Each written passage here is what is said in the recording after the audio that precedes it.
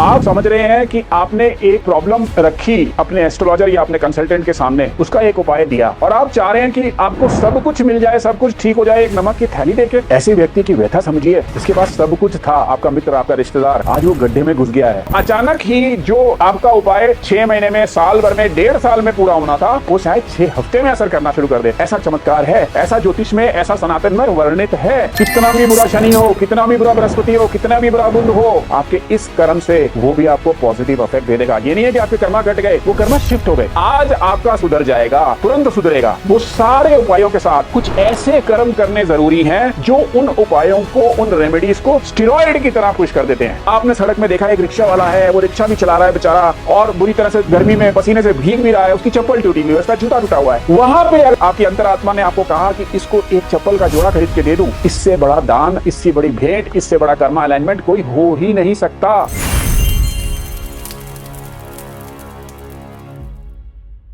अक्सर मेरे वीडियोस देख के लोग कहते हैं आप कर्मा अलाइनमेंट की तरफ ध्यान देते हैं, हमें रेमेडीज नहीं बताते। अब देखिए, रेमेडीज ना 2 तरह से होती हैं, एक तो बहुत ही साधारण सस्ती रेमेडीज या फिर बहुत महंगी रेमेडीज। अब डिफरेंस कहाँ है दोनों में, पहले आपको उसको समझना पड़ेगा, फिर आप समझेंगे मैं रेमेडीज क्यों नहीं बताता हूँ। ज्यादातर जो लोग मेरे पास कंसल्टेशन के लिए आते हैं वो ऑलरेडी इतना सफर कर चुके होते हैं किन्हीं रीजन से, तो मैं उनको इतनी महंगी रेमेडीज कैसे बताऊं। मुझे पता है वो महंगी रेमेडीज काम करेंगी, लेकिन मैं उनको बताता हूं बहुत सस्ती रेमेडीज जो कंसिस्टेंटली धीरे धीरे उस कष्ट को दूर कर देती हैं। जबकि वो महंगी रेमेडीज जो कि स्टोन्स भी हो सकते हैं या कुछ और तरह की रेमेडीज हो सकती हैं, दे आर वेरी कॉस्टली। मेरा मन ही नहीं करता अंदर से कि मैं ऐसी रेमेडीज बताऊं, बट मजबूरन मेरे को फिजिकल जब मैं कंसल्टेशंस करता हूं तो बताता हूं, और जो लोग अफोर्ड कर सकते हैं वो करते हैं और जिनको ठीक होना है वो करेंगे भी। अक्सर मेरे पास ऐसी कुंडलियां आती हैं जिनमें लाइफ के 15, 20, 30 साल बहुत बड़ा वक्त होता है, वो खराब होते हुए दिख रहे हैं। बिकॉज पहले राहु खराब है, उसके बाद बृहस्पति भी अफेक्टेड है, यानी कि अस्त है या वक्री है या फिर स्थान ऐसे हैं जहां पे वो अपना पूरा फल नहीं दे पा रहे। तो मेरे को लोग रेमेडीज पूछते हैं। सबसे पहले एक बहुत इंपॉर्टेंट चीज इसमें बोलना चाहूंगा कि लोगों को मैं कहता हूं यार नमक का दान दो, या मैं कहता हूं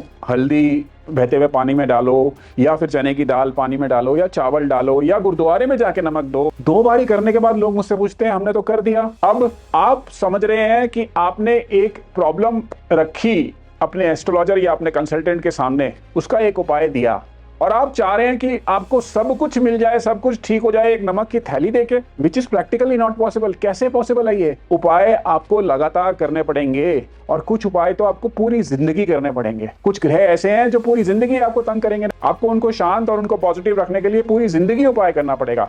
अब किसी को मैंने बोला नमक का दान करिए, तो वो 1 महीना करके रुक ना जाए ना, हर महीने वहां गुरुद्वारे में नमक दे के आए। किसी को मैंने बोला चावल या चीनी दीजिए, तो वो हर महीने दे के आए। ऐसा नहीं होता कि 2 बार, ये कोई मिरेकल थोड़ी है, मिरेकल नहीं है। अब बात फिर आते हैं राहु के ऊपर।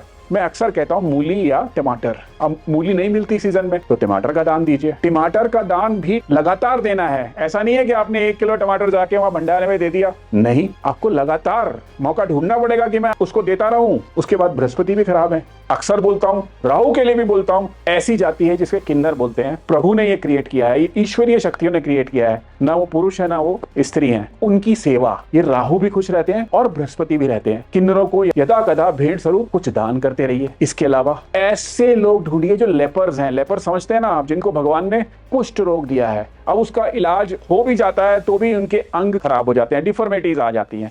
ऐसे कोड़ियों को ढूंढिए, उनको यदा कदा दान करते रहिए, लेकिन उसको भी एक बार ही नहीं करना, लगातार करना है। वृद्धाश्रम ढूंढिए, वृद्धाश्रम में जाइए, वृद्धाश्रम में जाके उनकी व्यथा सुनिए। वो बेचारे वृद्धाश्रम में क्यों है? मैं नहीं कह रहा कि वो आपसे बहुत महंगी चीजें मांगेंगे, क्योंकि वो स्थिति में ही नहीं है कि वो आपसे बहुत महंगी चीजें मांगे। वो आपसे जरूरत की चीजें मांगेंगे। हो सकता है उनको कोई दवाई की जरूरत हो छोटी मोटी, हो सकता है चप्पल की जरूरत हो सकता है कोई ग्लास कटोरी ही चाहिए हो, या फिर उनकी कोई खाने की इच्छा हो रही हो। तो ऐसे वृद्धाश्रम में जाइए, ब्लाइंड स्कूल्स में जाइए, उनकी व्यथा देखिए ना बंदों की, जो देख भी नहीं पाते हैं, सिर्फ उनको समझना पड़ता है, प्रारब्ध ने उनको अंधा बना के भेजा है। तो हमारे लिए मौका है कि हम उनकी सेवा करें। अब जब इन सब की हम सेवा करते हैं तो ऑटोमेटिकली बृहस्पति हमसे प्रसन्न रहते हैं। वो अगर कितना भी लाइफ में नेगेटिव हो जाए, कितना भी नेगेटिव हो जाए, कितने भी नेगेटिव एस्पेक्ट्स हो, वक्रिय हो, अस्त हो, लेकिन जब ये आपके कर्म देखते हैं ना तो वो भी आपको अच्छा फल देने लगते हैं। हर फैमिली में, हर सर्कल में कुछ अभाव वाले मित्र रहे या रिश्तेदार होते हैं। ऐसे व्यक्ति की व्यथा समझिए,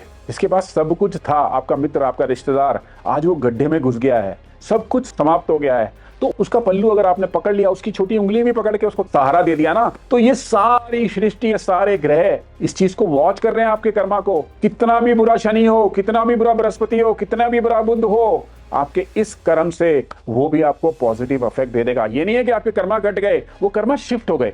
आज आपका सुधर जाएगा, तुरंत सुधरेगा। इसके अलावा बृहस्पति हैं, पीले रंग के केले बंदरों को या अभाव वाले लोगों को खिलाइए। सड़क में रिक्शा वाले को पकड़ के दीजिए, 2 केले खा ले भैया। किसी चलते राहगीर को जो बिल्कुल आप देख रहे हैं अभाव में है, उसे केले खिलाइए। एक महादान है केले का बृहस्पति के लिए, करके तो देखिए। मतलब इस तरह से छोटी छोटी चीजें लाइफ में बहुत डिफरेंस ले आती हैं। अब आपने सड़क में देखा एक रिक्शा वाला है, वो रिक्शा भी चला रहा है बेचारा, और बुरी तरह से गर्मी में पसीने से भीग भी रहा है, उसकी चप्पल टूटी हुई है, उसका जूता टूटा हुआ है। वहां पे आपकी अंतरात्मा ने आपको कहा कि इसको एक चप्पल का जोड़ा खरीद के दे दूं, इससे बड़ा दान, इससे बड़ी भेंट, इससे बड़ा कर्मा अलाइनमेंट कोई हो ही नहीं सकता।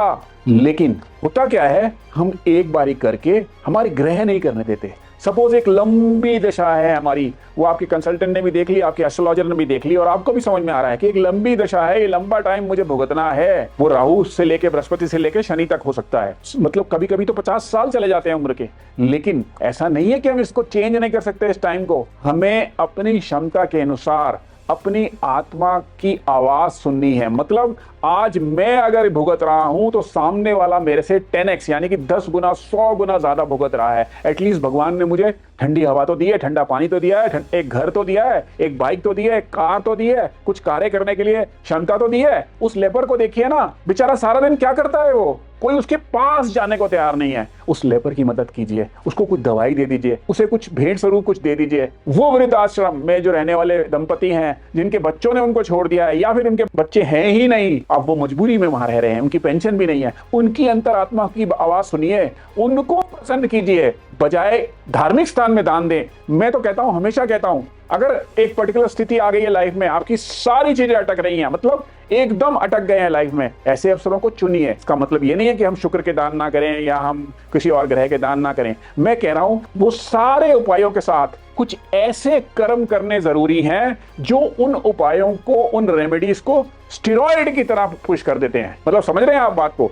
आप धीरे धीरे दान कर रहे हैं, एक सस्ता दान जो शायद 5 रुपए 10 रुपए का होगा, और वो धीरे धीरे असर करेगा। ये तरीका क्या है? उस ग्रह को आपने एक चमक दे दी, स्टेरॉइड दे दिया। मतलब एक स्टेरॉइड कोई अच्छी चीज नहीं है, लेकिन है तो चमत्कारी ना। तो वो स्टेरॉइड आपने ये सारे कर्मा करके दे दिया, तो वो अचानक ही जो आपका उपाय 6 महीने में, साल भर में, 1.5 साल में पूरा होना था, वो शायद 6 हफ्ते में असर करना शुरू कर दे। ऐसा चमत्कार है, ऐसा ज्योतिष में, ऐसा सनातन में वर्णित है। तो इसको करिए, इसको अपना के देखिए। देखिए ऐसे भी लोग हैं ना जो अपनी आय का 90% तक दान दे देते हैं, मतलब प्रॉफिट्स का, और सिर्फ 10% इतना हो जाता है उनके लिए कि वो भी उनसे पूरी लाइफ खत्म नहीं होगा। तो इसका मतलब भेंट स्वरूप दान देने में, उन लोगों की व्यथा को समझने में, उन लोगों तक वो चीज पहुंचाने में जिस चीज में वो अभाव में है, कुछ ना कुछ तो लाभ है ना। क्योंकि प्रकृति के कुछ नियम हैं, प्रकृति कुछ बाईपास कर सकती है कर्मा को भी, अगर वो देखती है इस व्यक्ति का आचरण इस तरफ, इस साइड में बहुत पॉजिटिव हो रहा है। तो इसको अपनाइए। दान, रेमेडीज सब जीवन में काम आएंगी, लेकिन इस तरफ को भी हमने कभी भूलना नहीं है।